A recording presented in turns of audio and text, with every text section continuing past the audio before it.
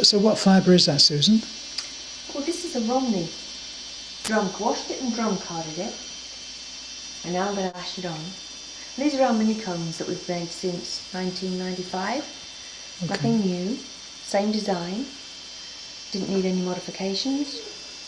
They work beautifully. Now, how many teeth are there in each comb? There's 21 tines in each comb in 2 rows. I don't know whether you can see the 2 Okay. rows. This is a double row comb. This is a double row set. Okay. You make the single row as well? We do. And that's for a double coated fleece to take out the guard hairs. So how much fibre can you lash on?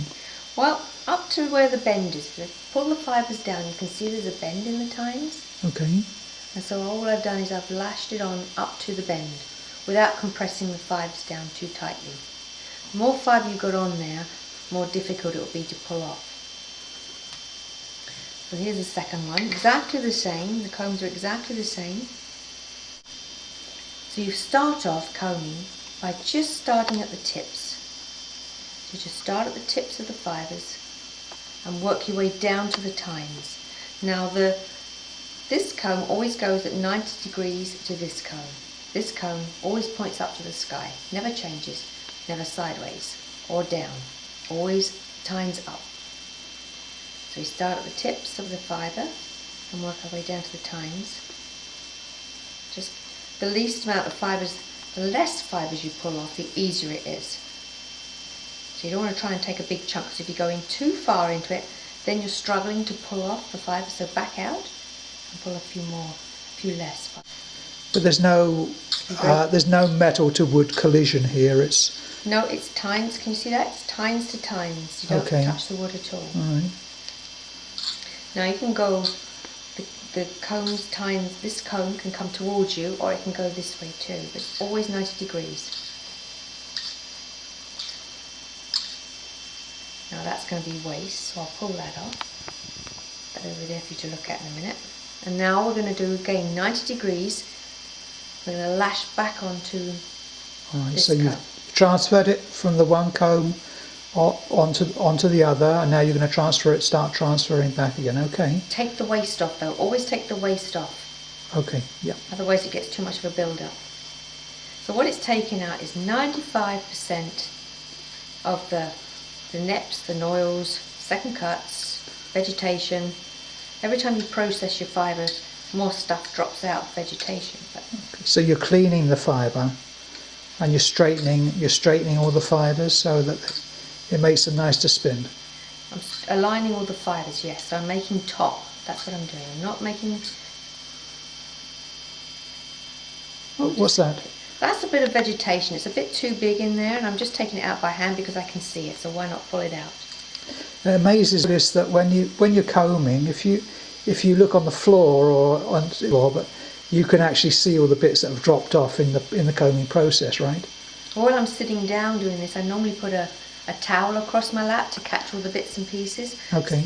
So now that's how quick it was. Look, it just went really quickly. I've transferred the fibres from this comb back onto the first comb again, and that's all the undesirables in there. Now I'm going to do it again because it still doesn't look quite clean enough, and it's normally 2 to 4 times you transfer the fibres. So this is the 3rd time I'm transferring, and again I'm just doing small movements starting at the tips. And what I do is I pull the combs through, I give a little twist, and then I back both arms away. Okay, yeah, that gives it that little bit of resistance, so you can pull a bit more off. It's just a little bit to the technique, and it helps you to pull the fibres off, yeah. So those tines are always 90 degrees. Always 90 degrees, and they're always tines to tines. No. Alright. Now I'll take, this is the last one off of that comb we're going to take off. Just a few fibres at a time. I'm wrapping my fingers all the way around the fibres, pulling very gently.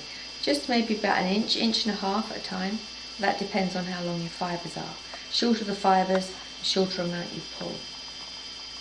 This is a Romney, so this was about 4 or 5 inches long. Is there a limit to the length of fibres you can actually comb? Yes, 5-6 inches is really the limit that you want to be combing. What if you want? If you've got longer fibres than that, you go to the 4 pitch. larger combs. Okay. You can go to the 4 pitch. So just pulling all the fibres off. Yeah. So now we've got the rest of the waste that we'll take off. Now you can see all the, if you look on here, you can see this was the first lot that came off, and in that is a lot of the vegetation and the neps and the noils, and that's the second combing, and it gets less and less each time. Oh, we got that going the wrong way. So the waste gets better, cleaner every time? Yes, it gets clean because most of it's in these two.